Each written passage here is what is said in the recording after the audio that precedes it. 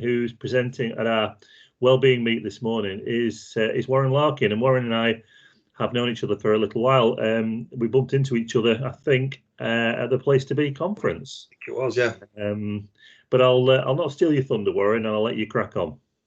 Rightio, thanks, Andy. All right, so I'll share my screen. Am I able to do that now? Yeah. Yeah. Okay. This is the interesting bit. See if my presentation appears. Fingers crossed. There we are. You see that all right? Yeah, we've got it. Wonderful. All right, well, I'll crack on then because I've only got 10 minutes. So I'm talking about adversity in childhood and trauma, which is more relevant now than it's ever been, I think. So I've been talking about trauma and adversity for over 20 years, and most of that was in the context of working in the NHS. And it's become, well, it's always been a subject that's been really relevant.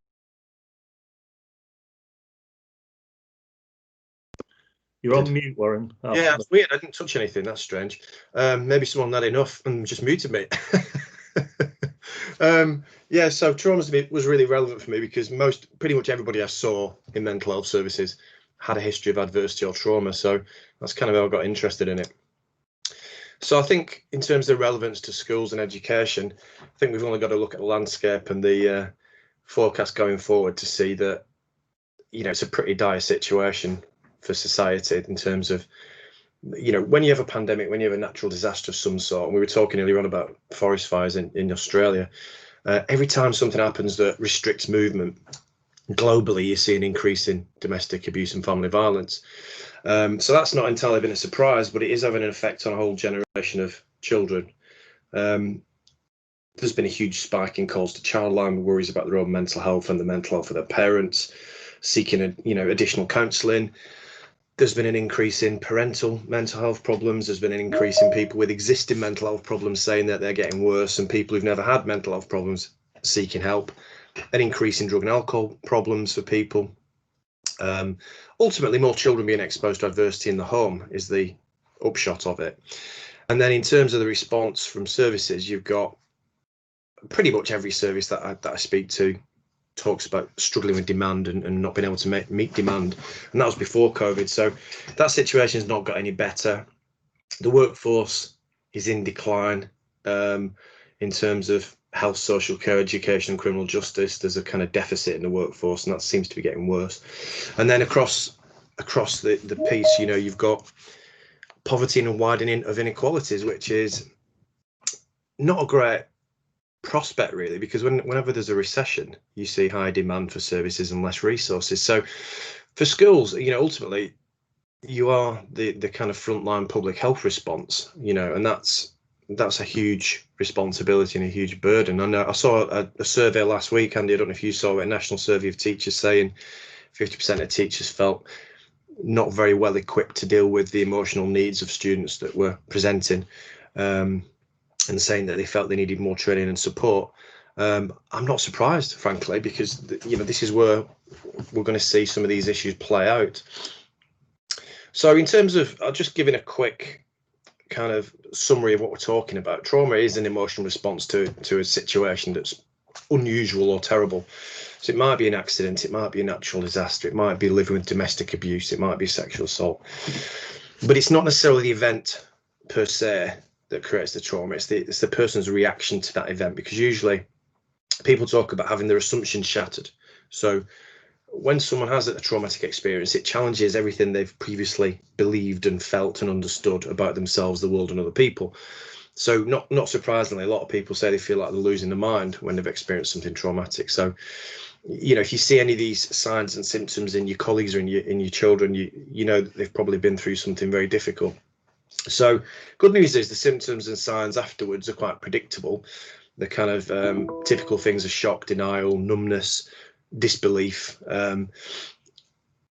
high levels of physiological arousal because you're in a kind of survival mode, hypervigilance to threat, mood instability is typical as well, and avoidance behavior. So trying to avoid any reminders or situations that might trigger off a memory of what happened.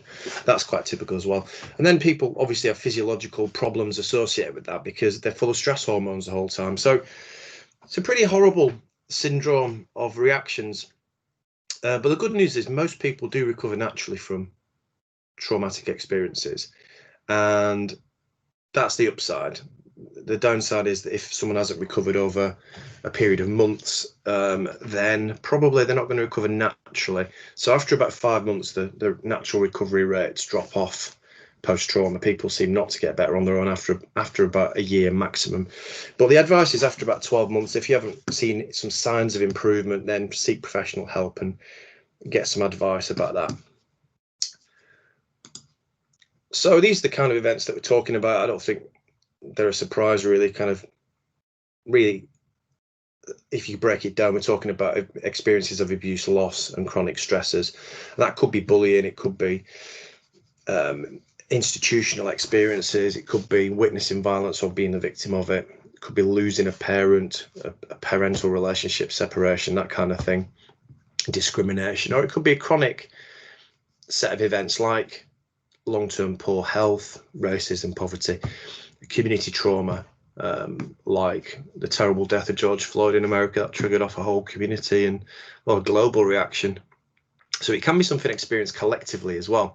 So I suppose making sense of it is the tricky bit, and it can be a one-off thing that affects the whole of your life, like bullying or some kind of loss or attack or something like that, a threat, an assault. It can be a one-off thing, but it equally could be a prolonged experience of bullying or racism or living in an abusive relationship. And what we know is that these things have a cumulative impact. So the more time someone's exposed to a potentially traumatic event, it does have an additive effect. So it kind of increases the risk of you having a poor reaction to that or an adverse reaction. Interestingly, I think for teachers and professionals, occupational trauma is becoming more of a problem. And I'll just mention at the end the importance of active practice and supervision, which is what I spend a lot of time working with schools and teachers and educational establishments, trying to establish supervision arrangements. Because, for me, if you work in a job where you're exposed to high levels of stress, you've got a highly emotive environment, you're dealing with children and sometimes colleagues who are struggling emotionally, there is a good chance that you're going to feel worn out by that eventually, unless you have some opportunity to make sense of that information, process it, do something with it. So if your emotional availability and resources depleted, that becomes, you're kind of running on empty, and it becomes harder and harder to offer anything to the people that you're caring for, and we call that compassion fatigue. So that is a very predictable outcome for a lot of people who work in the caring professions if they haven't got that opportunity for restorative reflection. So that's kind of something I'd like to see introduced into education. And I'm also working with prisons and police officers, police forces, to introduce it as well. So anything that can help people stay well in the face of significant stress, I think, is a very good idea. I mean, the other thing about trauma, we talk also about adverse childhood experiences, which a lot of people are hearing about at the minute. And that really is what I would describe as developmental trauma, anything that derails what the normal kind of course of child development. And before I move on from this, just to say, good news is resilience is the antidote to adversity. So there are a lot of things we know about that can offset the impact of trauma and adversity and actually help people cope despite the fact they're going through difficult things. So school in many ways is like a buffer to the toxic stress that a lot of children are experiencing at home or in their community. Really helpful quote, I think. Relationships are the key to overcoming trauma and adversity. Strengthening relationships are the key resource in times of acute stress.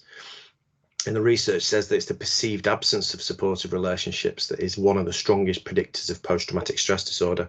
So if people feel like they've got social support and they can rely on people and that they're loved and that they matter, that's a really good basis on which to recover. People feel they lack that. That's also a very good predictor of PTSD. Equally, if people blame themselves for whatever happened, that's another really powerful predictor of not getting better from what happened. Self-blame is a huge burden for people, and often children carry self-blame because they think when something bad happens in their life that it's their fault, because of their egocentric perspective very often, or the power imbalance between the adult and the child. But either way, self-blame and an absence of supportive relationships, or perception of that, is something that we can do something about. So in terms of recovery, lots of things are useful. Having some knowledge about how trauma affects you and what it does to people, and how that's very predictable, is really helpful and reduces a lot of the fear, that you're losing your mind or you're going mad. Talking to somebody you trust about what happened sounds obvious, but the natural reaction for people is not to want to talk about it. Trauma has been described as a problem of disconnection. People want to disconnect and hide away. And actually what helps most is talking to somebody, opening up, making sense of it, examining what happened, processing it. And also families are an important part of that recovery, because very often they don't want the person, their loved one, to get upset to talk about what happened. They try and shut them down because they don't like seeing them upset. But actually, that's very unhelpful. The real solution is to let that person know it's okay to be upset. It's okay to talk about it. It's okay to, feel the pain of what happened and make sense of it. So to make it permissible and allowable and encourage that openness is also helpful. And as I said, letting go of self-blame and knowing that it's a bit of a process, a bit like bereavement in many ways, that it takes time. You have to adjust, you have to adapt. It's not the same for everybody. But if after about a month, we don't want to intervene too early because that can be unhelpful, but after about a month you haven't seen any progress, then get some professional help. And it might be they have a watching brief, a kind of let's watch and wait situation before intervening, but certainly get some advice. So adverse child experiences, I know I've not got long, but this is a subject a lot of people are talking about, and it refers to these experiences that occur usually in the home environment before the age of 18. And the reason these things are so relevant is that they can affect normal child development. We know that they're very common. We know that one in 10 children will experience 4 or more of those things before they're 18. And half of people in England report at least one of those things before the age of 18. The problem is children that experience adversity have worse outcomes very often, not always, but very often worse outcomes at school and in education. And we know that these things are very common. For example, NSPCC, based on their estimates, suggest that 1 in 20 children have experienced sexual abuse, 1 in 14 have been physically abused, 1 in 5 are exposed to domestic violence. We know that's going up at the moment. And 1 in 10 experience neglect, and increasing frequency of children reporting cyberbullying. So these are pretty common experiences, and the consequences are pretty negative in terms of the life course.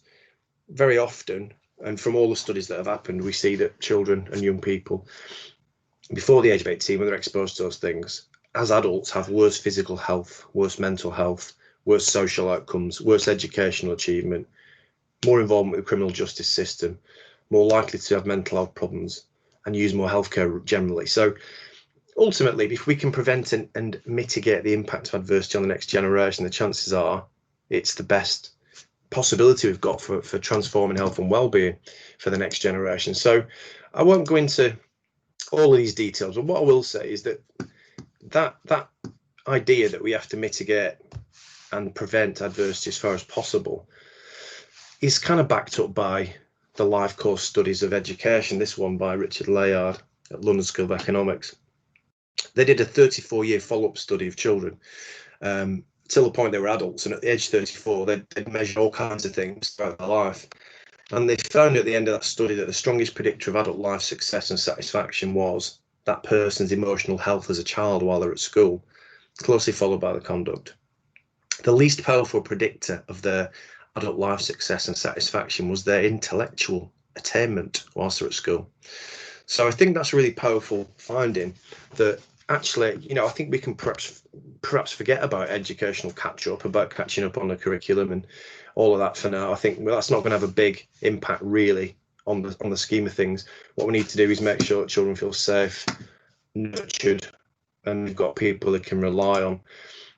So resilience is something that can be built, and we haven't really got time to talk a lot about it, but it's really about having safe adult relationships, feeling safe at school, feeling supported, having teachers you can rely on, feeling a sense of belonging, being a part of your school community, and having connections with others. And then there's a whole load of internal social competence-based factors that you can build as well. So the good news is resilience is very much something that is acquired and can be acquired across the whole life course. It tips the balance in the favour of coping. So adversity on the one hand and resilience on the other. The more resilience you've got in childhood and later on in adult life, the more you can actually cope and manage the impacts and effects of trauma and adversity in your life. And just as a final thought, really becoming a trauma sensitive school and knowing how to prevent and mitigate the impacts of trauma and adversity across the life course is a multi-layered thing, and this is what I spend quite a bit of my time doing, is helping organisations and schools think about how they incorporate these principles into the way they function. So it's really a kind of system change approach, and it's ultimately applying the science to all of those different aspects of the way an organisation operates. Final point is this. These are the kind of 6 key assumptions. Let's just assume most children will have experienced adversity, because the chances are they will, based on the data. So let's create a safe, stable, nurturing environment. Let's look at behaviour as communication. It's a brain issue, not a behaviour issue. Let's look at compassionate approaches to hold into account, not punishment, because we know that doesn't work after 100 years of research. And make sure relation and resilience building are part of the kind of way you do things, really, because we know that offsets a lot of the difficult things kids are going through. And finally, look after yourself. If you don't look after the people that are looking after the people, then we're kind of going to end up with a shortened shelf life as caring professionals. So my final point's in bold, because I think it's probably the most important, that if we don't put into place supportive and reflective opportunities for staff who do a really important but difficult job, then the whole thing is going to fall apart ultimately, because we can't underestimate the importance of staying emotionally well in this sort of job. So I'll leave it at that. I'll put my some free resources there, which I'm sure Andy will send to you. Some that I wrote for MindEd on adversity, which is pretty much an expanded version of this talk, but in lots more detail. So compel all of those to you, and I'll leave it at that. Great, thanks, Warren. I'm very mindful that 15 to 20 minutes is really just scraping the surface, but in some ways it just gives people a flavour of the area that you're working in, and potentially the opportunity to follow this up with a more direct contact with Warren, and his details are there if you want to follow that up. Warren, there are no questions that are coming through, and this is symptomatic in many ways of the way that these have played out over the last few weeks. I think people are just finding it very useful to see the breadth of what's available out there. But there's just a couple of questions I'd like to follow up with you, really, Sure. from my own point of view, and for Schools Advisory Service point of view as well. I think it would be really useful for us to do an expanded version of what you've just talked about as a webinar, to be able to offer out. We've done a number of webinars with a wide variety of people. We did one with Simon Ward at the beginning of the autumn term, in terms of a return to school and what that might look like, what we could see potentially as being some of the challenges when we come back.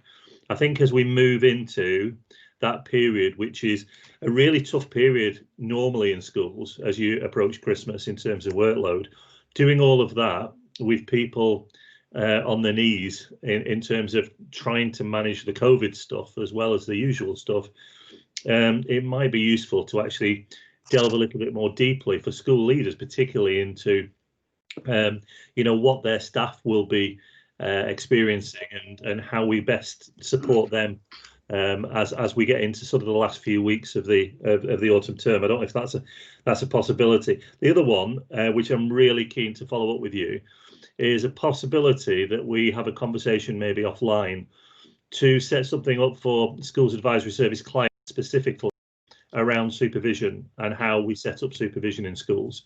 Yeah, because it's just a huge area, and it's, in many ways, it's the elephant in the room when it comes to mental health in schools. That I found as a head, you'd be working with colleagues in social care who would be having the benefit of supervision at the end of their day or a week, and yet in schools, particularly those that were the safeguarding leads, of having to deal with the same sorts of issues, they were taking it home with them, and that's not a good place to be. So it would be great to follow that one up with you as well. I'd love to do that, Andy. I think, like I say, I'm working with police, prisons, people who do jobs that are essentially caring roles, but in a very emotive and difficult environment. And I think I don't understand how you survive, frankly, without that opportunity. So that is something I'm really passionate about, and I think it should be the norm. You know, it should be the norm. Investing in your well-being as a way of them being able to offer more to the people you care for is just, to me, kind of obvious, having been a part of professional life for 25 years. So I would love to talk more about that, because it isn't rocket science. It is just about having a system to apply, really. Yeah. Brilliant. Wonderful. Thank you very much. Thank you for your time, Warren. I'll speak to you later. Bye. So we very swiftly move on to our next speaker this morning, who is Steve Waters. And Steve has got a subject for his 20 minutes, which is why staff wellbeing and mental health has to be a culture and not an event. I agree wholeheartedly. I know you're there, Steve, because I saw you drop into the call. If you could make your camera live. Yes, I have made my camera live, but it's not showing me anything at the moment. Right. Have you got a presentation? I have, yes. I just wonder whether it's possible for you to try your presentation and see if that works. Right.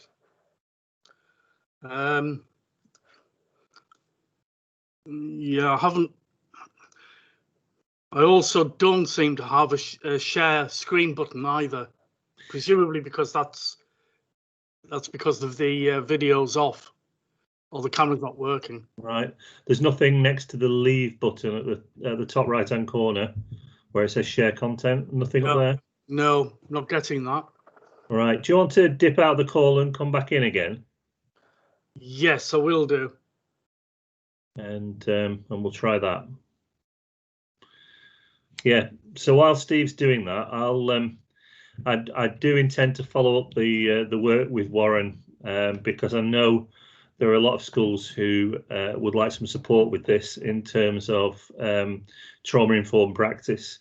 And Warren is absolutely excellent. He talked about working with prisons, and I heard him speak once, and he talked about the impact of having a parent in prison being incarcerated, and the impact on learners. And and the sort of the parties that work with prisoners outside of school don't necessarily understand the impact that it has on children in school.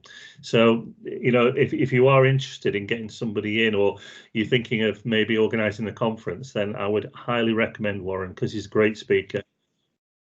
Right, Steve's on his way back in. Let's hope this works. Any luck, Steve?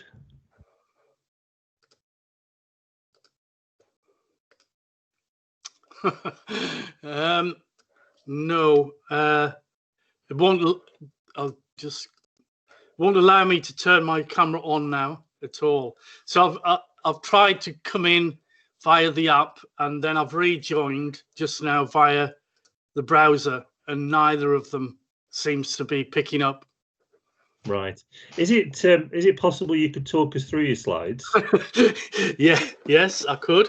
And then I'll send you my slide. It's only one slide. I'll send you my slide afterwards. That'd be great, and we'll put that on the site next to the recording of this webinar. Yeah, that's fine. Yeah, just because I've presented twice now, and it, as you know, it worked perfectly. But today, it's not doing it for some reason. Okay, so my topic is why staff wellbeing is a culture and not an event. And as we heard from the last speaker, it's really important that we take care of our staff, self-evidently, because if they are not looked after, then they can't look after the children. And so my work through my organisation, the Teach Well Alliance, is focused very much on staff wellbeing, not because I think that staff wellbeing is more important than children's wellbeing, but if we don't start with the staff, then how can we expect them to take care of the children? And just as an aside, picking up again what the first speaker said about trauma. This is not covered in this talk because I don't have the time to cover it, but in schools where there has been staff wellbeing and bullying, the impact on the individual member of staff is much like suffering a single traumatic event, and also mimics the kind of response that Andy was talking about, where where you have a member of staff who has suffered bullying through a considerable period of time, and they have symptoms similar to PTSD, where they have flashbacks, suffering from lack of confidence, suffering from lack of self-belief. And self-evidently, that's another topic for another time. So, so why is staff well-being important? Well, teachers, as we know, are leaving through burnout, and the figures are pretty dire. 33% of staff leave within 5 years, and a recent survey by the NAHT produced a figure that 47% of the teachers who were polled head teachers who were polled were considering leaving after the COVID crisis has abated. And we can't carry on like that. We are hemorrhaging staff at a rate which is not sustainable. And certainly what COVID has highlighted is the enormous pressure and stress that head teachers are under in normal times, but so much more so during COVID. So staff wellbeing has to be a culture, not an event, because there are well-meaning and appreciated initiatives that schools take, such as having free cakes on a Friday or a get-together once a month, and they are fine, but their impact is short-lived if the well-being that you are encouraging amongst the staff relies on isolated and often not connected events. The DFE, in my opinion, have got things all wrong. They have focused almost exclusively on workload, and they've also focused on incentives for early career teachers, so trying to get more people into the profession. Now, workload is, of course, a very serious issue, and it's an issue that staff mention probably first when you ask them why their well-being is so affected.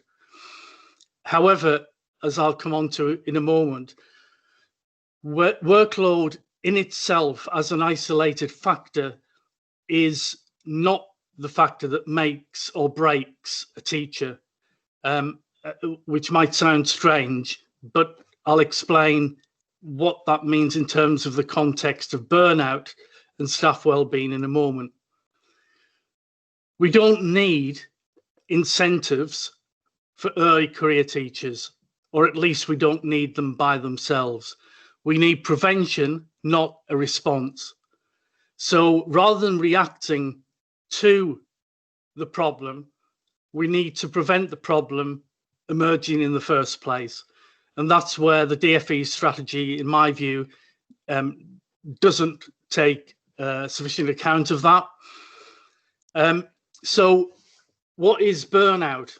Well, I've been doing quite a lot of work on burnout in the last few months. And one of the key people that I think everyone should read in education, in fact, in any public sector service, is Christina Maslach. So her name is spelled Maslach.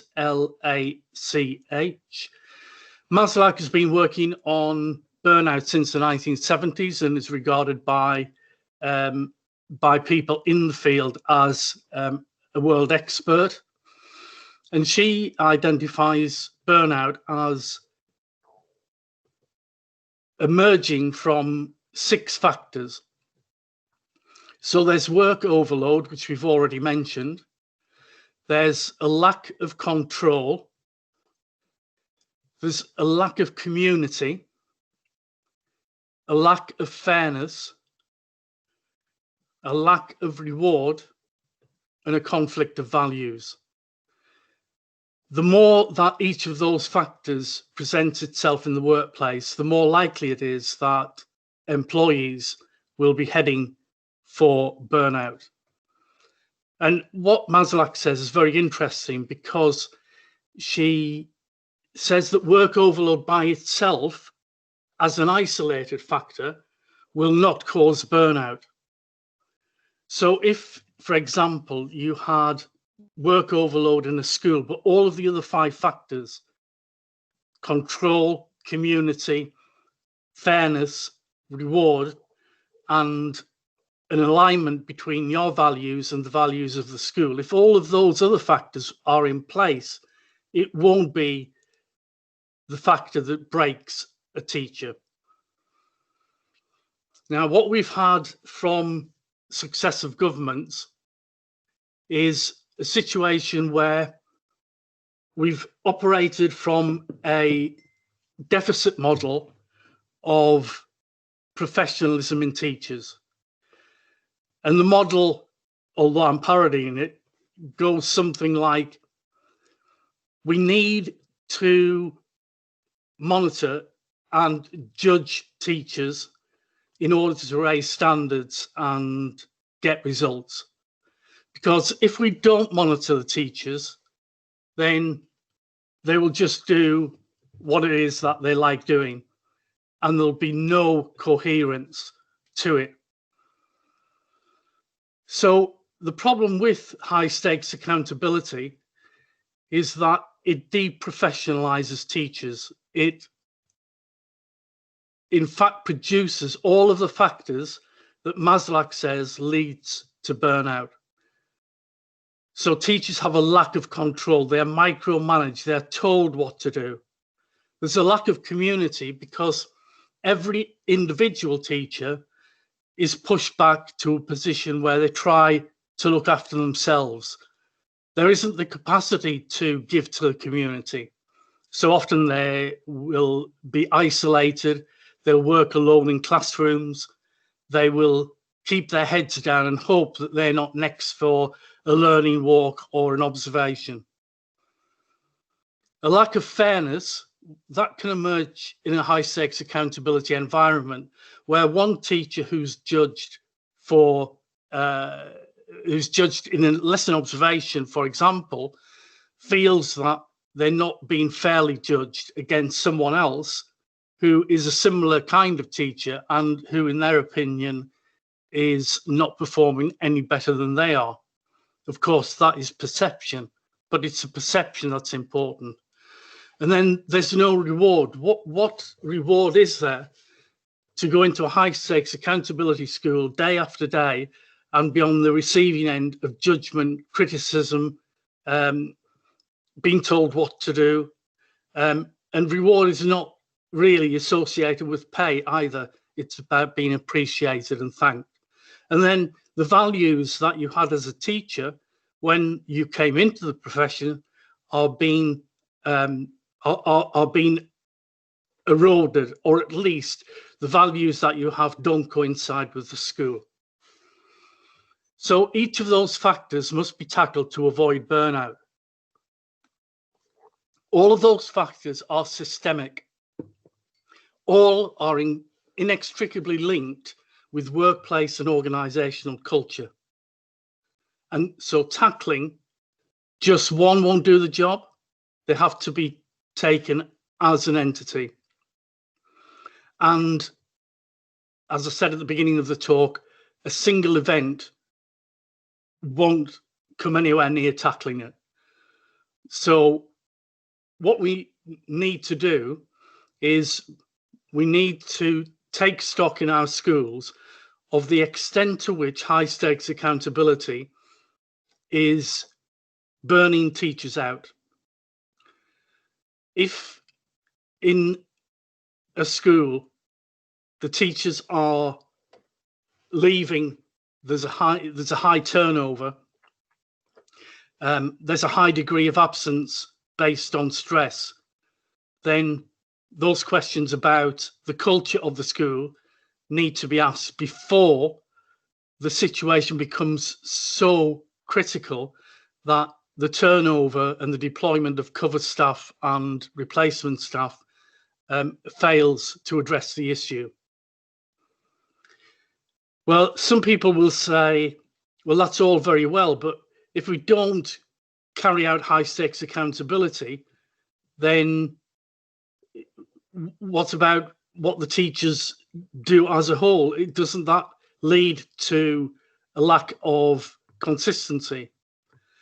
Well, yes, it would, if high stakes accountability wasn't replaced by a different kind of system where teachers are trusted, the control is given back to them, and the school operates on a model of professional development and professional responsibility. And there's a stark example of this in a school called Three Bridges, which is a primary school in a highly deprived area in Southall, London, run by a head called Jeremy Hannaghan. And Jeremy is a very outspoken critic of high stakes accountability. And what he's done is, in fact, to drop all elements of high stakes accountability and replace them with a culture of professional development, where his staff are given back the control for their own development as a teacher, but also they're trusted as people. And when Jeremy first embarked on this journey, people said to him, well, that's all very well, but what happens when Ofsted call? Well, Ofsted called in June 2019, and the school got outstanding in every category. So he, just to end with this final point, as I say, he's very outspoken. And he says that we have been fed a lie. And the lie is that the only way to raise standards and get results is to make teachers accountable for everything that they do. And if you are thinking in your school, well, high stakes accountability it is affecting your well-being, then I always say, okay, let's have a look at schools that are doing exactly the opposite and succeeding. And maybe, just maybe, you can use that example to change things.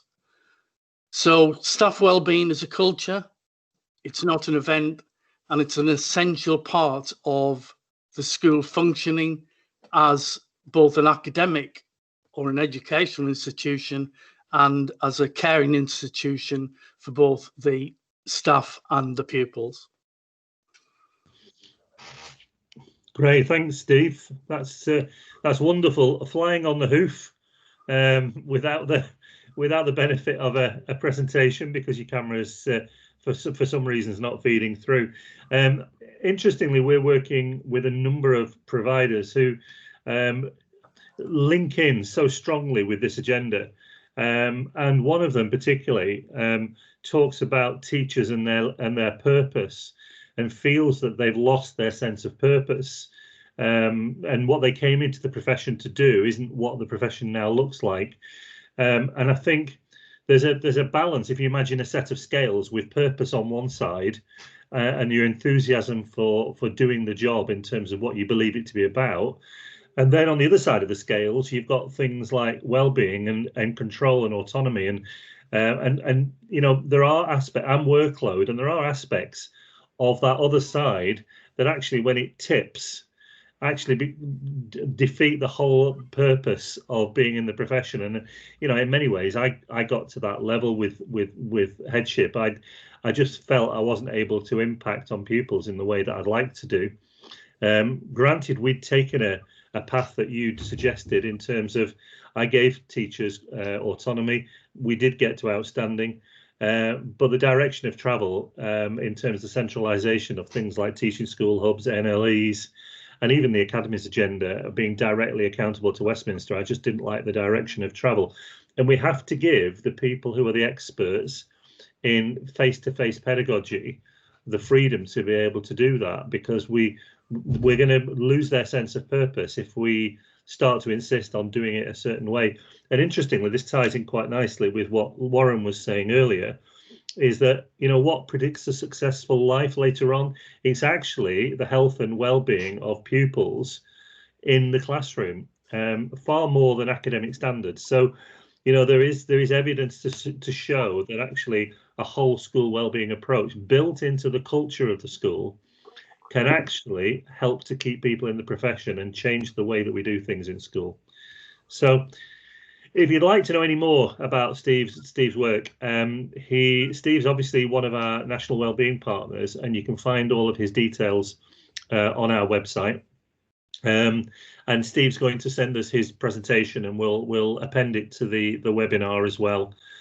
Fantastic for doing that this morning, Steve, particularly under the circumstances that you found yourself in as well. Yeah, no problem, Andy. Thank you, and I look forward to contributing again in the near future. Fantastic, Steve. Thank you. Hopefully on vision this time. Yeah, and it's fair to say, if you go to Steve's website as well, he's organising a number of conferences that are around this subject, and it's bringing school leaders together to look at the likes of Jeremy's work and the impact that that's having, because there is another way, and that's exactly what the website's called, isn't it, Steve? Yes, that's one of the websites. It's called theotherway.com. Fantastic. Wonderful. Thanks, Steve. Thank you, Andy. Good day. Bye. Bye. Okay, our third speaker this morning is Kelly Hannaghan, and Kelly's going to talk about protecting the mental health and well-being of school leaders. Welcome, Kelly. Hi, Andy. Good morning, and good morning to everyone else. Thank you for giving up your time to join us today for these really highly valuable talks. So I'm going to go over and start sharing my presentation. I'm hoping this works for me. Okay, it should do, hopefully. Yes, brilliant. Okay, so just checking that you're able to see that presentation, okay? Excellent, thank you. So thank you for joining me for today. My name is Kelly Hannaghan. I'm a mental health and wellbeing consultant. I work part-time for the Education People, and also I have my own business, Mind Work Matters Limited. So if you want to connect with me after this session, I'll give you the details towards the end of this presentation. So my reason for being here today and for giving up my time to share with you is because I want to have a really important conversation about school leader wellbeing. And I think this is something that we need to speak more about. So a little bit more about me. I've worked within an educational setting for many, many years, and part of my work has been to embed purposeful strategies for well-being for all stakeholders within education. But so often when I work with schools, what I see is that school leaders are running on empty. They're so often trying to support the well-being and providing that social scaffolding for all of the staff, the pupils and the families within their school community. And so often while they're serving that diet of well-being, they're running on empty themselves. I really do believe, in essence, you can't pour from an empty cup, so you need to top up your cup first. And my key message to school leaders today is to stop and think about what you need in order to carry on offering that irresistible invitation for learning while supporting the well-being of your school communities. But the most vital thing that you need to do is to think about yourself in that process first. So I have some questions to share with you in a moment, but just to give you a little bit more information about the work that I've done.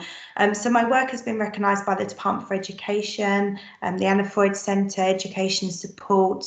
But the biggest success of my work has been able to see the change for the people whose lives I cross. We go on a journey together when I go into schools, and we look at well-being through every lens of every policy, every practice, and ensuring that well-being is included in the school development plan.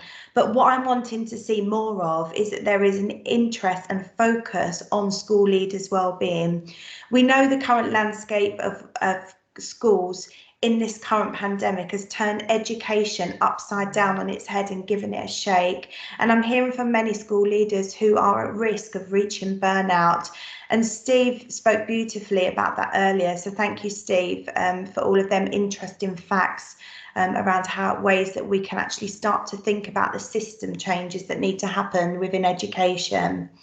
Wellbeing matters to me because the future generation of our worlds matter to me. And I think that if we can teach young people to be able to show up and start to take responsibility for their well-being by teaching them simple ways to recognise triggers for depleted mental health, but also giving them skill sets to be able to respond to their own needs. And if they're stuck, to know where to go and how to ask for help. So in essence, that's releasing stigma around talking about mental health. And I wonder how many leaders who will be watching this presentation will be asking themselves whether they have that openness and that compassion for themselves. So are you a school leader who is able to stop and ask for help, or are you someone who carries on and sinks under the pressure? I think there needs to be a system change, and I think there's an opportunity for us to start to think about pulling in school governors as well to help think about bringing that wraparound care for school leaders. So my question to you today is, what would your family and friends say about how they see your role affecting your well-being? What would their answers be?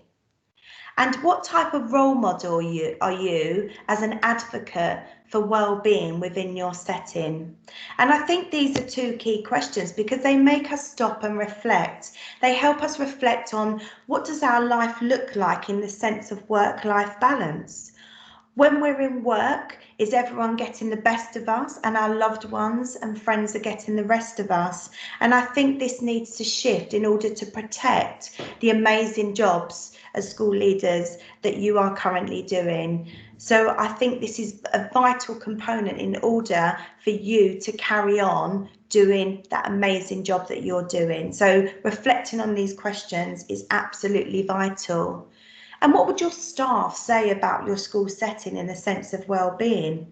And what would you say about your school setting? So what needs to stop, what needs to start, and what needs to continue?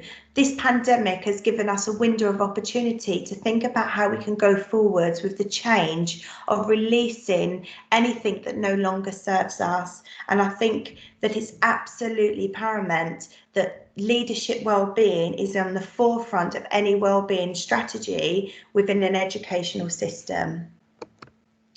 So at this point, I'd like you to think about what would you need for any of the answers to these questions to feel better right now for you. So why wellbeing matters, as I said before, there are more school leaders who are wanting to leave the profession, and that has an impact on you as a school leader when you're starting to bring staff into your communities. So a vital component is to be a role model of wellbeing within your setting. And when you're thinking about recruiting staff, ensuring that their visions and values are aligned with your school system's values and beliefs. And if you are someone who is struggling with work-life balance, think about what needs to shift and change in order for you to balance them systems out. Because we are more than our jobs, we are human beings, not human doings. And I think that school leaders are possibly experiencing COVID burnout. And I really do believe there is no tiredness like COVID tiredness. And I know those of you that are listening to me today will have a clear understanding of what that may look like for you. So what does burnout look like for you physically and emotionally? Are you someone who's currently struggling to sleep? Switch off at the weekends? Does it get to Sunday and do you start to feel anxious about the week ahead? And I think it's really vital that we start to build in the steps in order to support ourselves as leaders to carry on and build in them positive systems for wellbeing. So the current risks are that teachers are leaving the profession, particularly within the first 5 years. So that teacher retention is a big risk towards head teachers' wellbeing. But I wonder how many head teachers out there are thinking about leaving the profession altogether themselves because of the demands that are constantly put upon them. And we only have to look at the recent research and studies taken from the Education to Support to understand that 84% of senior leaders are described themselves as struggling, as being stressed. And then if we look at the 33% of school teachers, but 68% of those school leaders are working more than 51 hours a week on average. So working longer hours and stress seems to be closely linked with this.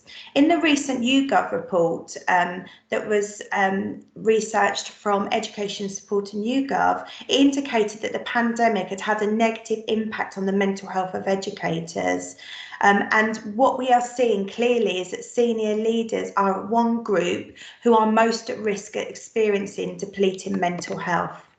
So I wonder how many of these questions you would agree with. Do you spend too much time away from school looking at work emails when you're with family or friends? Do you find it hard to switch off when you're not at school?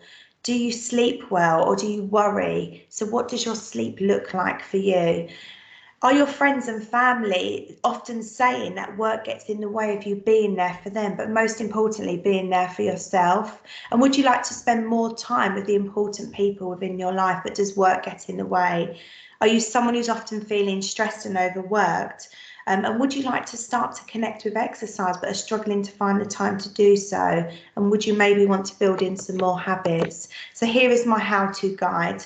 I think this first step is to have an honest conversation with yourself and to really reflect on where you currently sit in the sense of your physical well-being, but also your emotional well-being, and really linking into what's not working for you right now and starting to find ways to build in change. And releasing that stigma and talking to someone can really help. I promise you there are many school leaders who are feeling the same as you may be right now, but there is still that barrier to seek help. Remember that your time is precious, so look at them pinch points within the year and build in some self-care time around them particularly busy times. And then creating a culture where things are being done with you, not to you. So instead of being told what you need to do, the first step is to think about, what does well-being look like for you? What are you doing when you feel great? Flipping that narrative and looking at mental wealth rather than depleting mental health.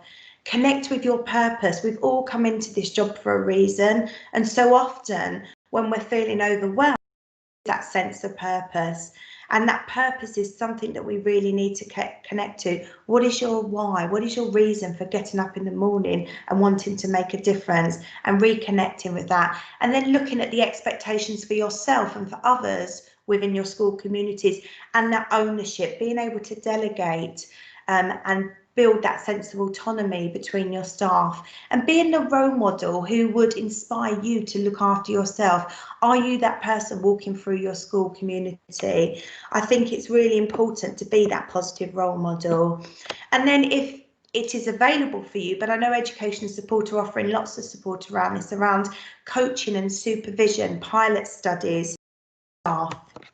So just moving on now, we're going to have a look at coaching for wellbeing, and I'd like you to reflect on these questions. So what is it you want to achieve for yourself and your school?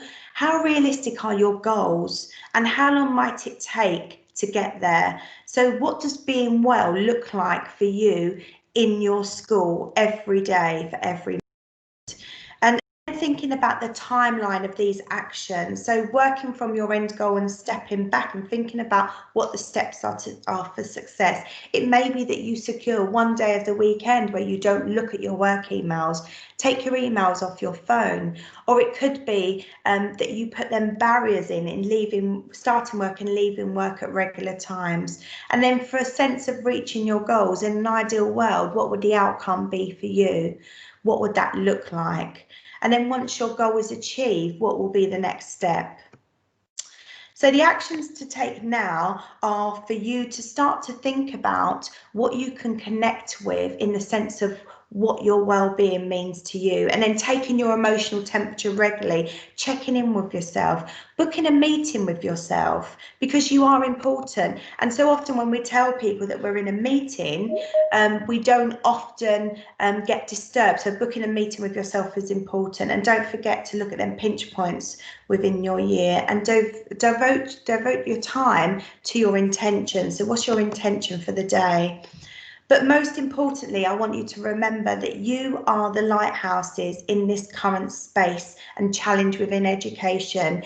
You are the safe havens in uncertain seas. But the biggest thing to remember is important, and you need to do this job from a space of feeling well and being able to function at your best. So please promise yourself from today that you're going to start to have an honest conversation with yourself and start to think about what you need to change in order to do your job well and to keep yourself well in the process. If you'd like to connect with me, here are some of my details, but thank you so much for joining me today. Thank you, Kelly. Thank you for that. Thank you. There's an awful lot in there that resonated with me personally. You know, I'm still a year out of headship, and I'm still getting to Sunday afternoon and a feeling of guilt that I should be doing something. And you know, that's conditioned after 20 years of headship. You are, you know, working 60, 70 hours a week, and that was pre-COVID. You know, the way that people are working now with the pressure of COVID, and so many school leaders I talk about the fact that they're doing 100% of their work is spent on responding to COVID and track and trace and all the rest of it.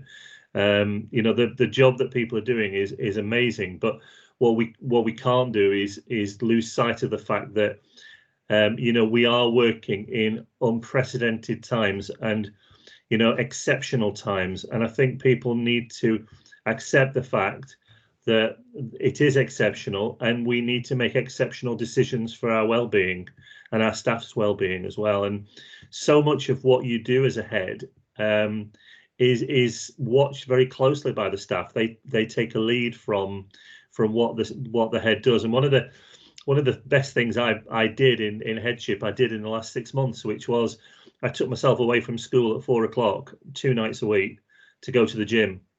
And started investing in myself, and I think I was a better head because of it, because I was nurturing my own well-being, which meant I was a person, and started to understand, rather than just driving towards an imperceptible goal some point in the distance, actually the only chance that we're going to be able to meet the goals we set ourselves is by looking after ourselves and our well-being. If you are interested and you're on this call and you're interested in picking this agenda up with your chair of governors, because one of the things I was acutely aware of as a head was that heads are charged with looking after the well-being, the health and well-being of all the staff in their school, but who's picking up the head's health and well-being? So we've done a piece of work at Schools Advisory Service with the NGA, and we've produced a toolkit which is a conversation starter. So it's not a top-down or a bottom-up approach. It's not a form of appraisal. It is purely a conversation starter for you to have with your chair of governors about the well-being climate in school, but also your own well-being, because I think sometimes school leaders feel that they can't indulge the chair of governors in a conversation about their own well-being. And I think that's really important that we do, because to be the best we can be for our pupils and our staff in school, we've got to look after ourselves. So we have had a request from Alison, one of the viewers this morning, about could we have the presentation slides for school leaders, and for some reason my keyboard's not working, so I can't type an answer back. But what we're doing is record, be able to watch those slides back, and if you are interested in following this up with Kelly, her slide details are there for you to be able to contact her directly. Thank you, Kelly, for your input this morning. It is greatly appreciated, greatly valued at a time when we've probably needed this. We've never needed this more. So, you know, thank you ever so much for your time, and you stand ready to support schools and school leaders with this work. Yeah, I'm really excited. I'm working on a project with the Department for Education, which is called the Wellbeing for Education Return, and a big part of that funding is going into supporting school leaders, because I think it's needed. So I've made a decision that needs to happen urgently. So yeah, if anyone wants to hear more about my work, this is a tiny snapshot. Please connect with me at Mind Work Matters on Twitter, and you've got all the details. But thank you for inviting me here today to have this valuable conversation, Andy. It's a pleasure. Thank you. Thank you for your time. Bye-bye. Bye. Okay, we're moving on to our fourth speaker this morning. And Laura Smith is with us here from Bounce Together. Now, so far, we've mainly had people talking about wellbeing services that can help your school to embed wellbeing services for particular things. So like Kelly was just talking about in terms of school leadership wellbeing. But I came across Bounce a little while ago, and they have some audit software which is really, really clever and helps you to provide you with a desktop to look at what the wellbeing culture in your school, the climate in school, but also to be able to measure it going forward. And so without stealing any more of your thunder, Laura, perhaps you'd like to give us 15-20 minutes of what Bounce does in far more detail than I've been able to describe. Thank you, Andy. Good morning, everybody, and you know, thank you very much for inviting me along to the session today. I hope it's been a really informative meeting and morning so far. So I suppose I'm here to tell you a little bit more about Bounce Together and how we help schools with wellbeing and supporting wellbeing. So a really good place to start is to, I suppose, recap on what Bounce Together is. So Bounce Together is an online survey tool that is designed specifically for education, and it allows schools to continually monitor the mental health and wellbeing of its pupils and staff. So we've put together a collection of validated and researched surveys that cover all scales of wellbeing to help you to really understand what is happening in schools. So understand your starting point and measure what is happening over time. And so I suppose really give you a full picture of your school's wellbeing.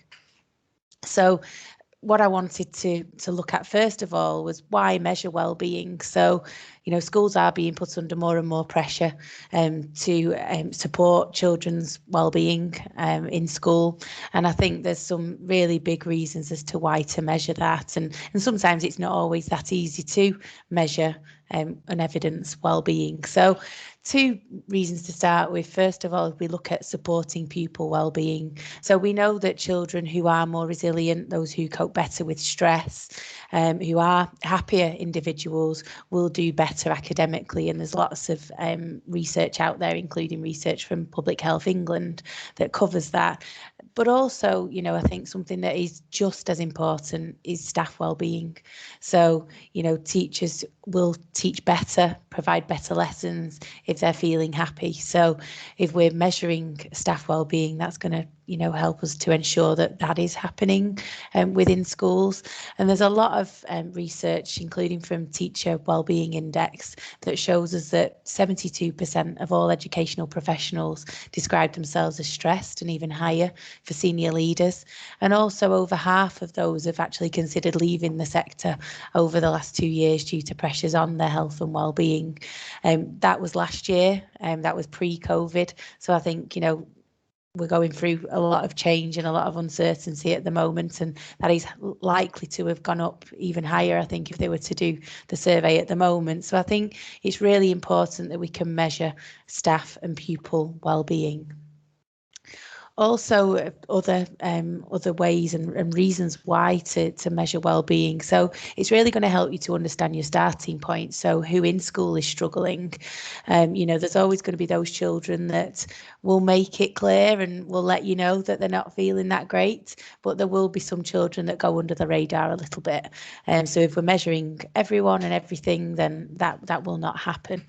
It's also going to allow you to measure the success of those wellbeing interventions that you're putting into place at school, and monitor the progress that you're making over time.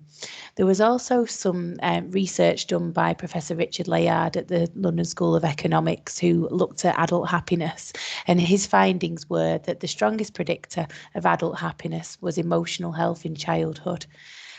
So the more we can do to support that, in those earlier years, the better. Finally, on the measuring and I suppose reasons why, Ofsted framework. So for schools to gain good status, pupils must be able to enjoy learning about how to stay healthy, and about their emotional and mental health and safe and positive relationships. But to be outstanding, schools must be enabling the students to actually make informed choices about healthy eating, their fitness and their emotional and mental well-being. So when we're talking to schools about the challenges that they face in this area, many things come up, and these are probably some things that you can relate to as well. But a lot of schools struggle with knowing, well, where do they actually start? So who in school is struggling amongst our students and staff? What questions do we ask and how do we ask them? How do we reach the whole school, our staff, our parents, but also the different cohorts within school? And then going back to the measuring on the impact and the monitoring of the progress that we're making. Time is always a real biggie within schools. Teacher workload is high. So if you were to try and create your own perhaps survey tool to help you measure well-being, the time that it would take you to create that survey, you may want to do handouts, or use other free tools out there. But you'll spend a lot of time actually researching the type of questions that you want to ask. That might take you weeks of preparation. And then once people do start responding, how do you actually evidence what's going on in a clear format to present to SLT or governors or anybody else that needs that information? So how does Bounce work, and how does Bounce allow you to do that? So it's a really simple process in Bounce Together. We've created an online portal for each of our schools, so each school has their own access to Bounce Together, and it links with the school MIS, which is really nice because it means that you're able to survey specific types of students, for example. So if you wanted to do a whole year group or a whole class or a couple of different classes, or perhaps focus on SEN or pupil premium or different cohorts of children, you have got the ability to do that because we'll bring all the information over from the school MIS for you. So once you've chosen the group that you would like to survey, you then assign one of the validated surveys that we include within the Bounce platform. As soon as you've done that, you can then roll it out to your pupils or staff if it was a staff wellbeing survey, and they can answer and respond to that survey from wherever they are on any device at any time.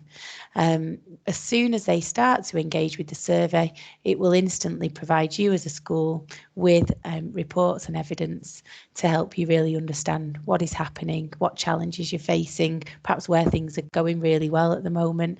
And you can repeat these surveys at regular intervals throughout the year.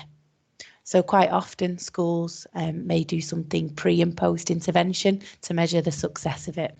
So hopefully that gives you a little bit of an insight as to how Bounce actually works. So in terms of the content that we provide for schools, as I mentioned earlier, we have done many years of research to find surveys that are going to be useful for you. So we have a collection of validated, age-appropriate surveys that we include that cover all areas and scales of well-being. So it looks at resilience, self-esteem, relationships and more. And we have just also included some new content that looks at e-safety and bullying, if schools want to look into that side of things, but also physical activity. We know there are lots of links between physical activity and well-being, so that's a really great one to have access to. As well as the validated surveys and content that we provide, schools do have the ability to create their own bespoke surveys. So if there is a particular topic you want to survey on within Bounce, or you've got your own questions that you would like to use, you can use it to survey, your pupils, staff or parents on anything you wish to as well. The final slide to cover is on reading and well-being. So there's a lot of research out there, including research from the National Literacy Trust, that shows that children who engage with reading are actually 3 times more likely to have high levels of mental well-being than those who do not. So based on that research, we partnered up with the Schools Library Association and created a package called Wellbeing Through Reading. So Wellbeing Through Reading actually includes a survey called Attitude to Reading, which allows you to survey your children on their attitudes to reading, the relationships they have with reading, and it will give them a score. So they may score high or low or average, but it allows you to really understand where you are at. Not only the survey, but Wellbeing Through Reading also includes a membership to the Schools Library Association, which means that then you can reach out to the SLA to actually get advice on, activities that you could do, lesson plans, resources that you could use, or also even, book recommendations for a particular child who has, responded in a certain way. So that is, Wellbeing Through Reading. So what I was going to do now is I'm going to show you very quickly how to create a survey in Bounce, just so you can visualize just how easy the system is to use. And then we should have a few minutes for some questions. Okay, so I'm hoping that you can now see the login screen for Bounce Together. So I've logged in as a staff member in this section. So every pupil will also have their own login, and we link to Office 365 or Google, so it's really easy for people to sign in. So Laura, on a staff, we can't see anything on the screen, or at least I can't. Just bear with me. It's because I was only sharing the PowerPoint. Thanks for that, Andy. That would be very useful. I'm hoping, can you see that now? Yeah, I've got it now. Thank you. Okay, so we've logged in as a staff member. So as a teacher, you would have your name here, and you can see to the left-hand side that we have some quick links. So these are links to things that you'll use quite frequently. So first of all, the ability to create a survey. So that could be where you'd go to do any bespoke surveys that you want to set up. We then have a signed survey where you can use and create one of our validated surveys, and then survey results where we can look into the findings from previous ones that we've done. We've also got my surveys to the centre here. So as a teacher, this would show me if I had any surveys to complete. So something that I didn't, I suppose, cover in too much detail was the fact that Bounce Together caters for staff wellbeing as well. So schools that want to, really look into staff wellbeing, we do have 3 validated surveys that you can use to cover that. So what we'll do now is assign a survey. So this takes a matter of minutes. So you would choose your school, and then it will bring over all of your classes and groups from the MIS. So we could choose Class A.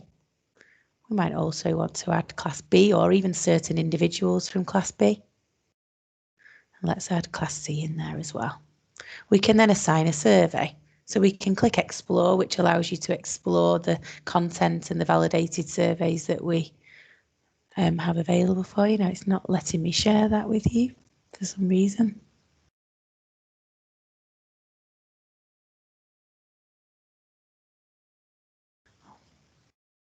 Bear with me. I'm not sure if Teams has stopped me from opening that. That's really strange. So, oh, here we go. Okay, so you can now see the survey browser. So there's around 20 validated surveys in here, but just to quickly look at a couple, we've got the Sterling Children's Wellbeing Scale. So it shows you how long it's estimated that your children will take to run it, and also how many questions there are, and then a little bit of a blurb about what that survey is. And you can also view more if you wish to actually explore some of the questions before setting it to that group of children. So you can select the survey you want, give it an assigned date.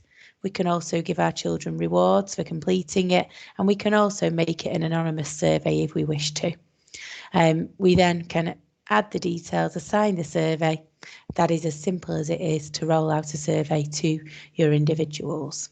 So I won't go into actually taking a survey, but it is just a screen that the children can view, really simplistic. So I'll now open up to any questions. Thank you for that, Laura. We tend not to get many questions in the chat down the side. So what I've tended to do is let people talk a little bit, but also maybe prompt some questions from my experience of working with you.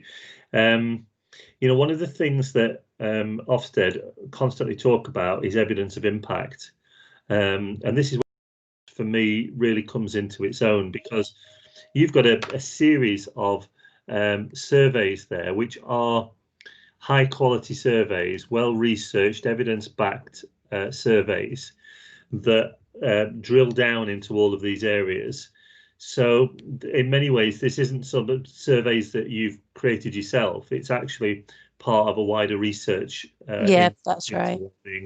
And I thought it was really important to share that with people, because that lends objectivity to the work that you're doing in terms of not necessarily coming up with those questionnaires yourself. But there's a colleague of mine I used to work with in Blackpool called Stephen Tierney, that some of you will know. And Stephen had a lovely phrase that he used all the time. He said, prior to the evidence-based approaches, he used to throw the kitchen sink at absolutely everything in the hopes that something would stick. And actually, what this does, what evidence of impact does, and what Bounce does, is it actually gives you an opportunity to look at some of the things that you're doing in school to see whether they're having the sort of impact that you would hope they have. And I know you're working with a number of schools with a project, and I think with Adrian Bethune, who spoke last week as well. And I think the way that this kind of looks is that Bounce is bookending Adrian's work. So Adrian's wellbeing interventions are taking place in schools, in certain schools, and Bounce are bookending it. So giving a baseline in terms of what that baseline looks like, and then Adrian's work taking place, and then evaluating the impact of Adrian's work. Have I summed that up That's properly? exactly, yeah, that's really nicely summed up, Andy. Yeah. So, you know, if you are looking at some sort of wellbeing intervention, then, you know, Bounce is a great tool to be able to be embedding that and actually being able to say to an Ofsted inspector as a head, I know this works because it, rather than I've got some evidence. Yeah. And just, I mean, that was just something that I was conscious of time really, but just to very quickly show you the reports that you have then access to. So once you have, you know, if you've done a survey kind of pre-intervention, you then doing one post-intervention, and you can look at your survey results really easily. So you can look at it on a question by question basis and then drill down into the individuals and how they have answered. But if you click on Run Report, this is where you've then got access to an overall report that you can then use to compare, you know, and measure the success of exactly what's happened. I seem to have a slight delay this morning, but I'm sure it will pop open for us in a second. Yeah, it's it just seems to take a little bit longer while it's in Teams to load up, doesn't it? Yeah, it does. What I can do, here we go. I was going to say, if we've got any issues with the reports loading, I can always share them, you know, later on as well. Yeah, yeah. Here's an example of the Rosenberg self-esteem scale, where you can see that it gives a full overview report, and you can also, if you look at the next page, you can see that it will actually give your school a score, as this was a scored survey, and you can then break it down into the different year groups and, you know, groups within the year groups to see how well and how they compare to others. Yeah, absolutely. So it's all very instant. Yeah, and it makes absolutely no sense to be carrying on with something that isn't having the impact that you want it to have. And what Bounce does is it allows you to be able to look clinically at the impact that you're having with whatever intervention you're putting in place. So when I hear schools saying, I'm not quite sure about the impact that we're having with this is a great tool to be able to say, well, this is where we started, this is where we are now, this is the impact we've had over that time. Clearly it is having an impact, or it isn't having an impact, and we take the appropriate action from there. But it actually speeds up the conversation around well-being rather than it being anecdotal, which, you know, people say you can't measure well-being, but actually Bounce proves that you can, and it gives you some really useful data. Laura, thank you very much for your time this morning. I really appreciate you taking us through all of that. And as with all of these providers, if you would like to follow up a conversation about Bounce, then I'm sure that Laura will either provide you with details to be able to contact it, or go to the National Wellbeing Partnership page, and all Bounce's details are there, so you can make contact. Yeah, and we are on Twitter as well. We're quite active on there, so Bounce Together if you want to find us. Okay, thank you very much for your time. Fantastic. Thanks, Laura. Thank you. Bye. Bye. Okay, so we're moving on to our penultimate speaker this morning, and Doug Berlin's joined us from Fitter Future. Doug, are you there? You're just setting his camera up, all being well. There we go. Now, Doug was one of the first people I spoke to when we set the Wellbeing Partnership up. It seems like an eternity ago, and it was probably almost pre-COVID. It sounds like the pre-Jurassic, doesn't it? It's like an eon away. But you know, we had a long conversation about a Fitter Future, and we're really keen to see the way that Fitter Future works with schools to help improve mental and physical well-being. So, Doug, welcome. I'm not going to steal any more of your thunder. Over to you. You seem to be on mute, though.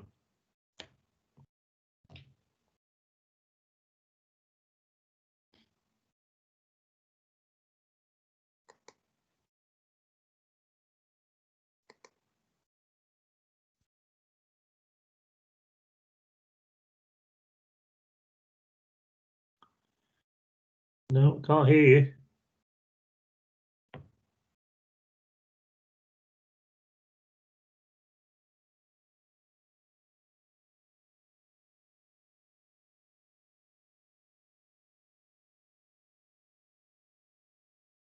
Oh, Doug says, I'm not on mute. Let me just try and change mic settings.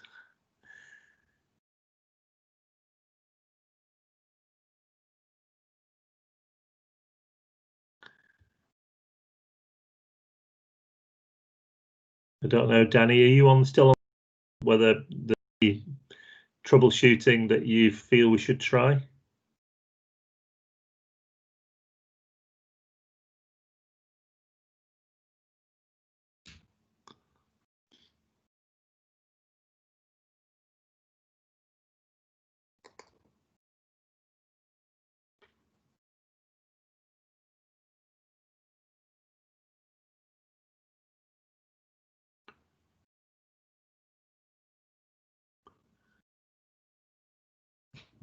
Apologies for the silence at the moment.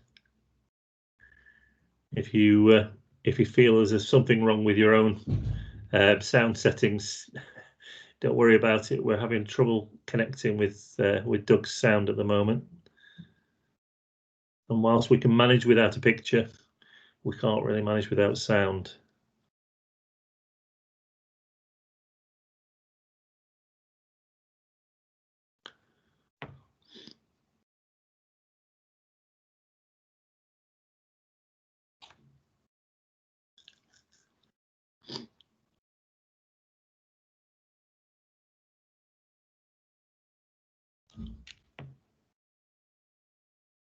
Okay, so Doug's going to try and access on his phone. He's going to take a couple of minutes to do that. If you fancy going for a brew, making yourself a cup of coffee, we'll take a quick break, and we'll be back let's say we'll be back in about 3 minutes time, so just before 20 to 11, while Doug sets that up.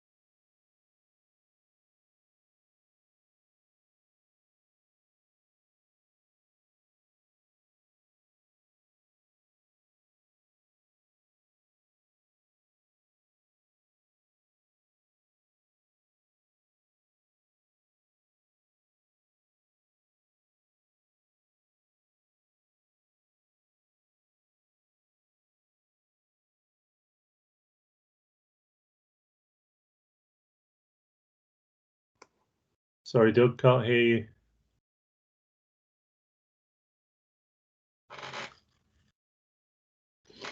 I don't know whether it's worth you just diving out of the call and coming back in again. Just see if that makes a difference.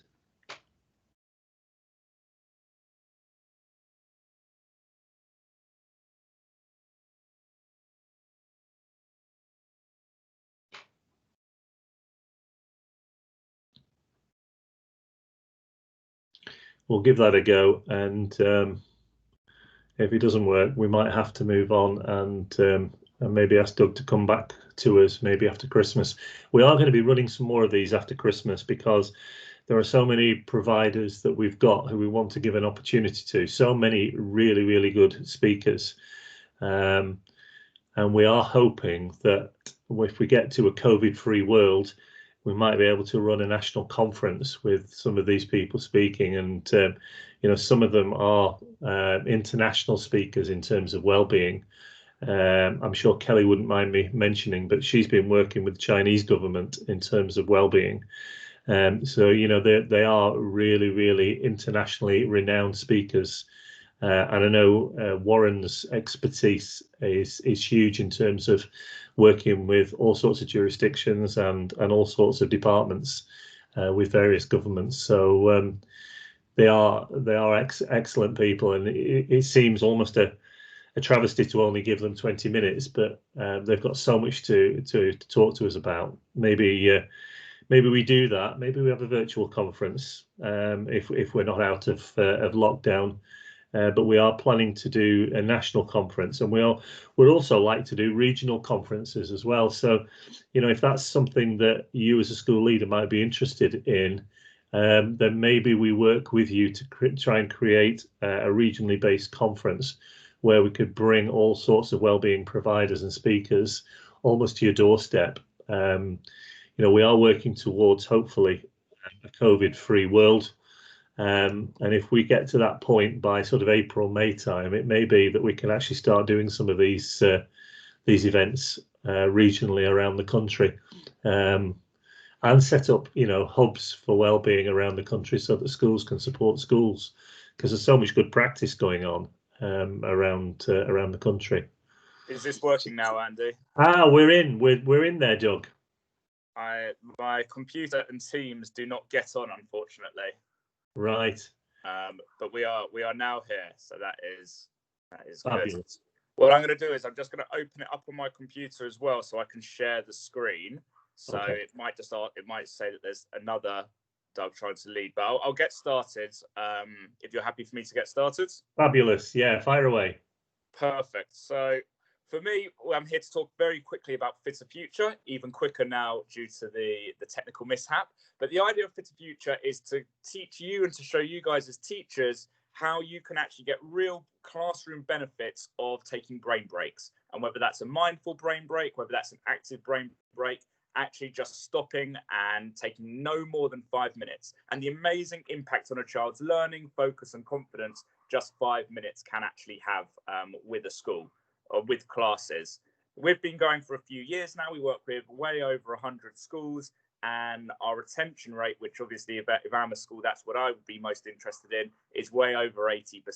So over 80% of schools who use us continue to use us year after year. I hear it the whole time. We go into schools and I hear the phrase, we just don't have the time. You know, we just don't have the time to implement something new in our class. You guys as teachers, I'm a former PE coordinator within a school myself. I work alongside a former head teacher. I've got it. I've been there in a classroom and you've got all of these pressures coming at us saying, we must do more, we must do more, we must do more. Well, how do we fit something else in? How are we able to fit yet another thing into our day? And we're saying, well, by doing this, you're actually going to be able to save yourself teaching time. So again, there's something that relates a lot to teachers. We've all stood there at the front of our class. We've looked at our class. You've done this amazing lesson. You've spent ages planning it and preparing it. You're delivering it. And you've got 30 blank faces staring back at you, or 20 blank faces staring back at you. And you're thinking, oh, no, I'm not sure I understand. They just don't get it. Likewise, you've got the children sitting there. They're looking at you. And the children are thinking, Miss, Sir, I have no idea what you're talking about. And whenever we go into schools and we do these workshops, we ask that question and the hands fly up from the children and the teachers sit on the side of the assemblies or the workshop when we're leading them and they're all nodding because it's something that we can all relate to. We've all been in those situations. So what can we do to solve that? What can we do to save our teaching time? And it sounds so simple and it's something that you've probably heard a lot but thought, well, yeah, it sounds great on paper, but how can we actually do it in practice? If you took just 5 minutes off, and 5 minutes out of your time, when you have that moment, when you look at your class and go, they're not getting it, or when the children are looking at you and going, I have no idea what you're talking about.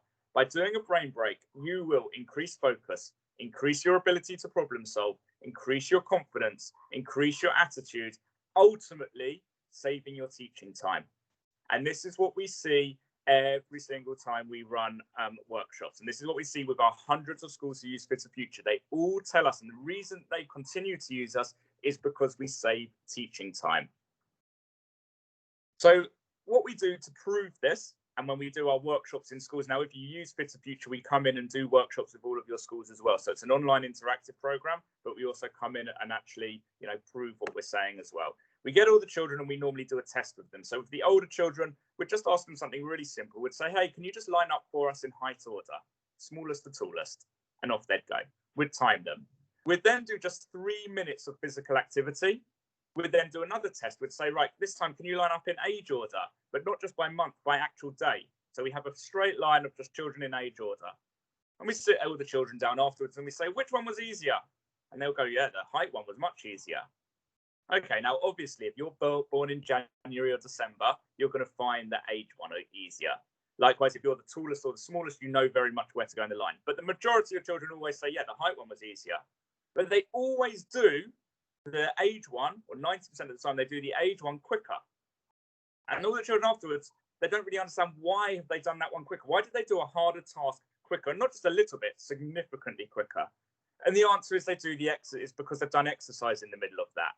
When you get active, even if it's just for 3 minutes, what happens is your heart rate increases, your blood flows around your body. And whenever we ask children, and we find this, and I'm sure you would as well, if you said to a child, why do we get active?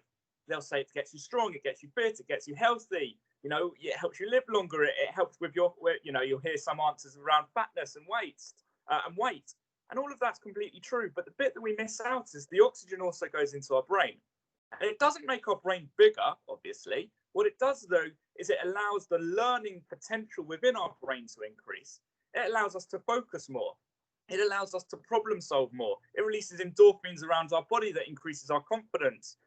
And just 3 minutes, anything that gets our heart rate up can have the most amazing effect on how a child can learn. And they'll come back into a task and they'll be more focused. They'll be more on point, and they'll be less tempted to do that thing that ultimately prevents teaching time, which is when they start disrupting or acting up or doing anything rather than to say I'm stuck or I'm confused, they'll just distract. And this reduces that temptation. Just a little bit of exercise will reduce that temptation. That's the physical side. From the mindfulness side, from the mental side, it increases your focus, your concentration, your positivity. Doing just a 5-minute mindful moment allows a child to just reset themselves. So when you do all things like that in your class and in your day, you can have huge impact on your teaching time. Fit to Future is a way of doing that. It's an online program that anyone from SAS gets free access to, and the site is just fittofuture.com. fittofuture.com/SAS. And what I'm going to do to Andy is I'm going to send Andy the email. You guys get a link where you can sign up for 4 weeks free access, which we normally don't do. But all of you can try it for 4 weeks and try it in your class. Fight that fear of going, oh my goodness, I need to put another thing into my day. No, you really, really don't. This will save you teaching time. It'll save you teaching time. The biggest question that we get asked, and the most common, the most common question is, why would we use a program that's a paid for program as opposed to just going on YouTube and typing in Go Noodle or something like that? And it's a really, really, really valid point. There are loads of online free resources, and we actively encourage schools to use free resources online. But if you want something that is programmed to be designed where you do one thing on a Monday, the next thing on a Tuesday, the next thing on a Wednesday, Fit to Future is the program for you. It's all recorded in classrooms, so everything is classroom suitable. Everything is 3-tier differentiated depending on your fitness level. Your statistics are tracked, so you can see how often each class is working out.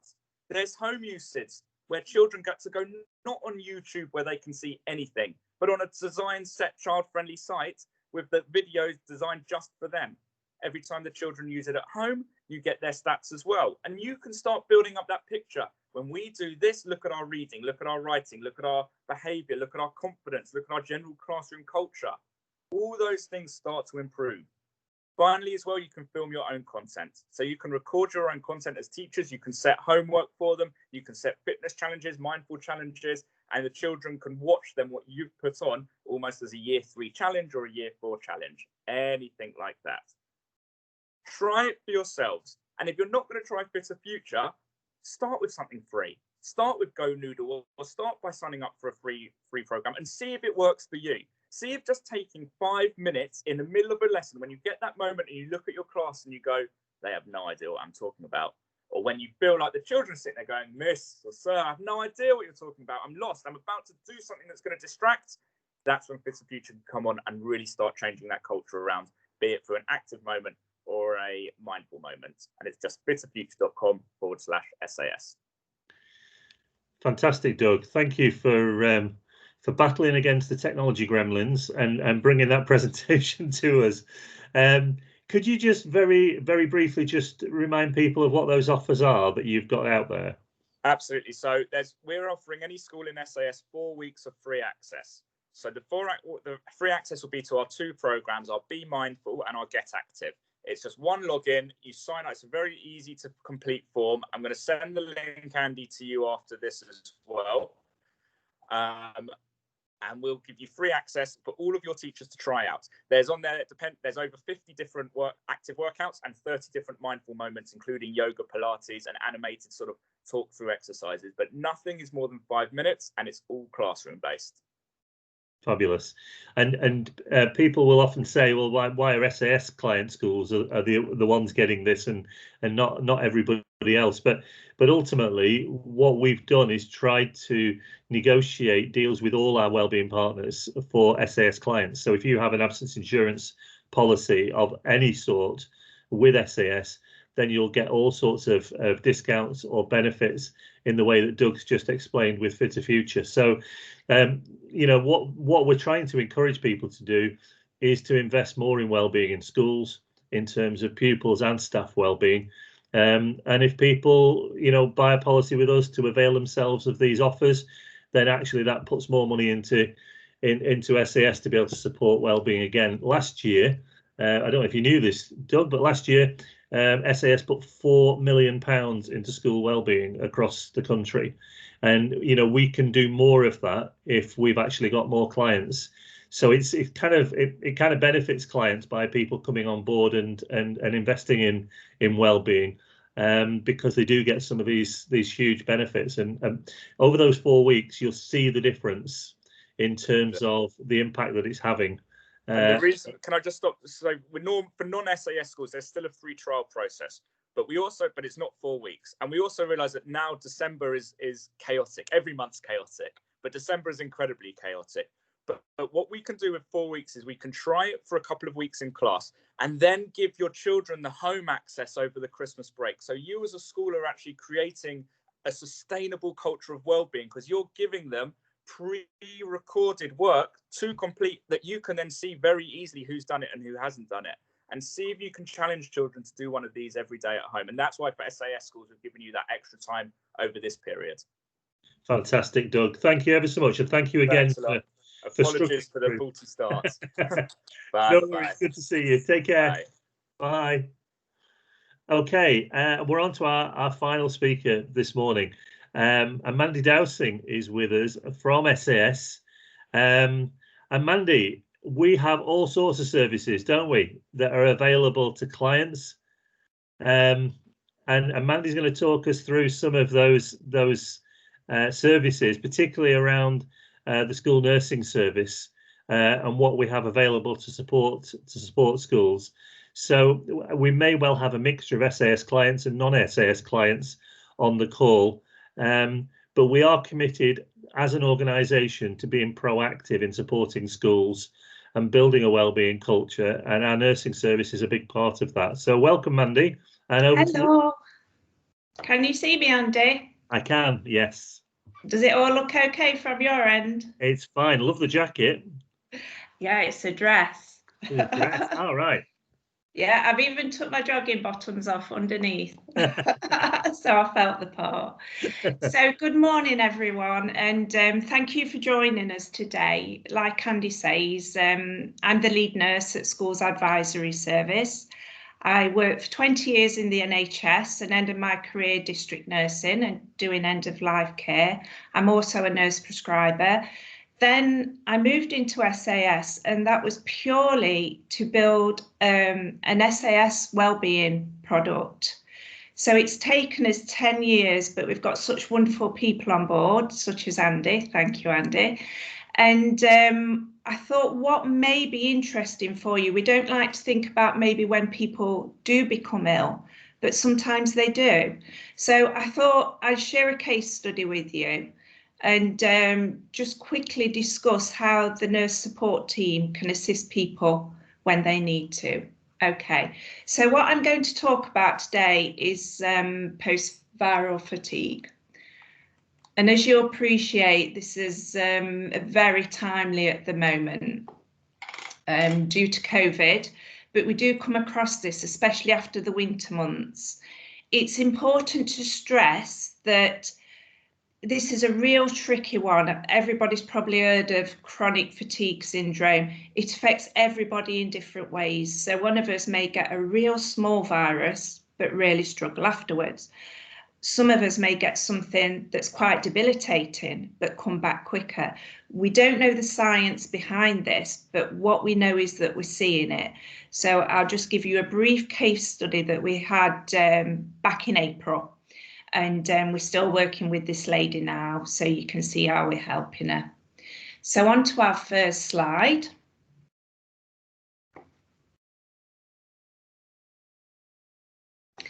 So as you can see, we had a 34-year-old female PE teacher at a high school, diagnosed with COVID-19, March 2020. So this young lady contacted the nurse team in May.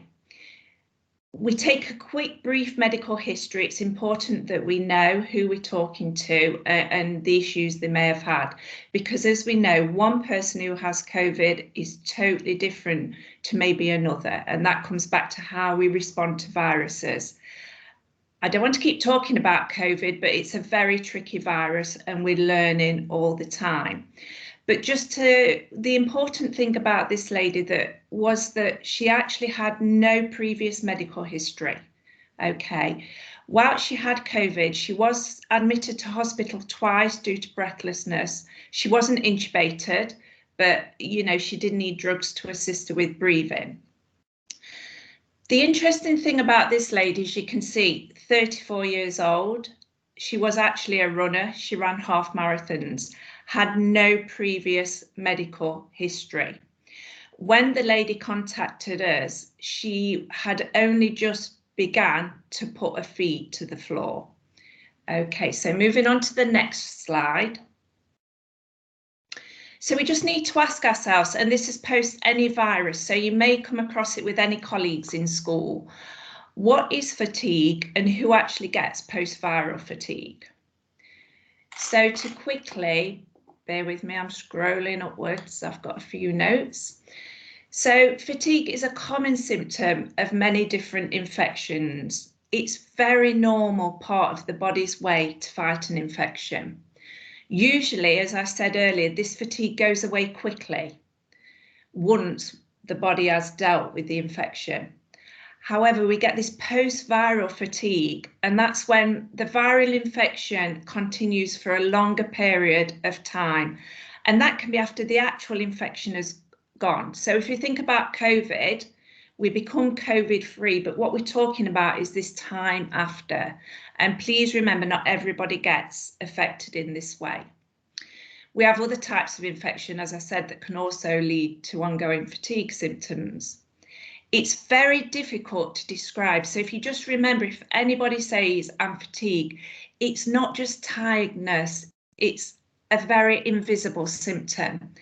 People who actually experience severe fatigue will often describe a feeling of complete physical and mental exhaustion. Very different to our everyday tiredness, which obviously most of us do experience at times. So the recovery after activity changes and your rest and sleep may still feel unrefreshing. So you can see how fatigue can impact on every part of life, and that's obviously in school, including school and home life, social activities, any sport we did or want to do, and relationships. Who gets it affects all ages, including children. Okay, the severity and length of time that someone experiences fatigue doesn't always reflect the severity of the initial infection or their previous fitness levels. This one's quite shocking because the lady was fit. Okay, some people can be very unwell at the start of the illness, but again, I know I keep saying this, will recover relatively quickly, whilst other people may only have a mild viral illness, but go on to have this debilitating fatigue for a long time afterwards. So let's move on to what we can do.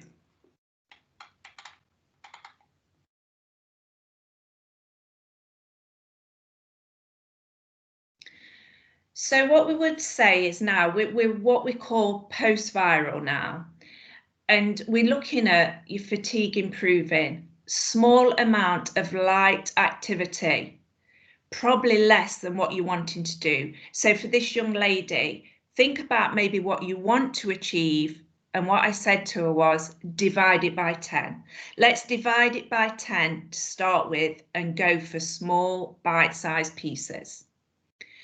So we started with one little activity, something like, for example, rotate the ankles. It sounds really basic, but again, do it again the next day. Then we're going to find a level that is manageable for you.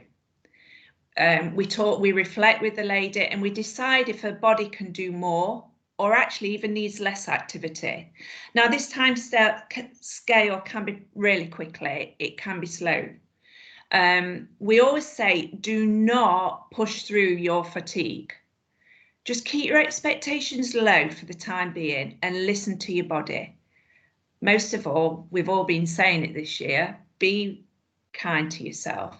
And also, we really must be realistic.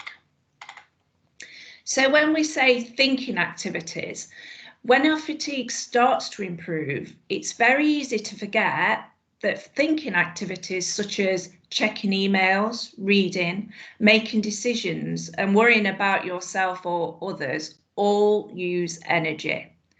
Try and limit these activities by doing them for a set time. And we would recommend this as well. So for this young lady who was still a big part of the school, she checked her emails at a certain time every day and then took a rest. Gradually, we increase this, so it's in a similar way to the physical activity. Some people will find, obviously, that it takes longer than others to recover. This lady did work really well, bearing in mind she couldn't walk. Again, we must slowly increase activity. People try and do it too quickly, and then they'll have a setback. If in doubt, just go more slowly, but steady. And when we're working with people with fatigue, activity might only increase every couple of weeks. Might not need to go this slowly, but it gives us a sense of pace. Again, trying to push through is not helpful. The big one, the rest. Your body needs to rest to continue healing. Short rest throughout the day, even when you feel you're improving. Just stop and do nothing. Calm your mind. Again, we talk about it all the time at the moment. Use your breathing and guided relaxation strategies, which we can help you with. Let those muscles relax completely. This is the quickest way to heal them. So we go on to daily routine and think about somebody who's thinking here of coming back to work. We're going to work with you. We're going to come back to work. So what we'll do is maintain a realistic daily routine, and that includes sleeping, eating, and daily activities, and the body will begin to stabilize itself. So we're going to change back to your normal routine now. Don't rush. A healthy person, think about when we're healthy and we've not been sleeping. It can take 2 weeks to adjust to a normal sleep pattern change then. So we may be looking at slightly longer here. And again, exercise carefully. Exercise needs to be approached in the same way as all activity. Gentle exercise, stretches, short walks. Even if, like this young lady who did loads of exercise, we only do a small amount at a much lower intensity. Resume it slowly, and then day after, let's see how your body reacts. And then guess what? We're going to increase that exercise. So this lady already was thinking about coming back to work. So that is occupational health, but she was looking at a part-time phase return at the time. So if you are working, we would just say, speak to your manager, OC health advice, and let's make some adaptations. Working from home may assist. So we're looking at part and part. Most of all, and we all forget to do this, and I've said it so many times to my clients this year, let's have a bit of fun. Don't forget, we all need that fun in our lives. As we start getting back to daily life, we tend to focus on all the things that seem necessary, but we do need to balance with enjoyment. Think about, we're trying to sustain this person. We're trying to get them to adapt to their normal life as quickly as possible. So some of that energy reserve is for fun activities too. Build gradually activity. Okay, so moving on to the next slide now. So this is where we come in. So if we think about your 34-year-old lady, these are the services that SAS provide. So nurse support. So this young lady actually got myself, but I've got a deputy Louise, and we've got a team of nurses. So the first thing we do is listen. Sounds very, very obvious, but as a nurse, let's listen. Let's take those little chunks and look for that little bit of moving forward, and then we'll start planning care. So I went first to our lead physiotherapist, Mike. Again, everybody's got access to Mike and a full physiotherapist service. I must contact Mike at least 12 times a week. If we get a joint issue and it's a little bit, what we're going to do here, let's contact Mike. So what he did with this lady, he actually assessed her current medical fitness and her joint fatigue. Okay. And then we went on to using, I think some of you have probably heard of Ed, our personal trainer. What we did with this lady was, in conjunction with physiotherapy, we actually used Ed to give her this coaching and this bit by bit, so you can see how it's all coming together. This lady, this came much afterwards, but the counselling, this is literally just therapy in a confidential space over the telephone. Some people are reluctant to access this service, but it's being accessed more and more and more, and this is so good for us. So, you know, we all need to talk about our mental health at certain times in our life in this confidential, private space. And this often, we've had a lot of clients, well, not a lot, that are below 10 this year that have actually been intubated. And so as we're coming out that intubation period and we're getting back to normal life, we need to speak to somebody, you know, somebody who's experienced in these matters.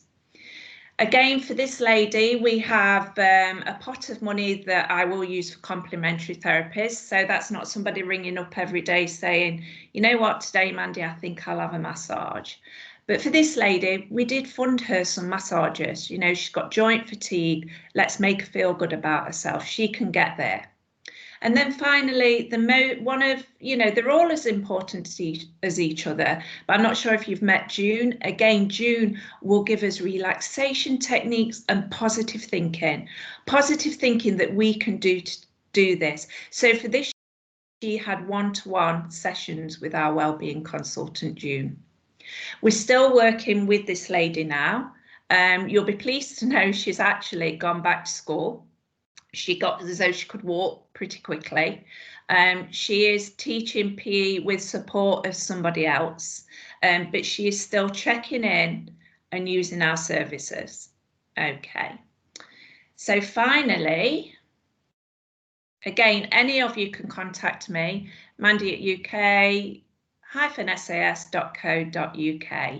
And I think that picture's been visually enhanced of me, but I'll take it. You can see I've got a really shiny white tooth, but yeah, I'm always smiling when you talk to me, so please do contact.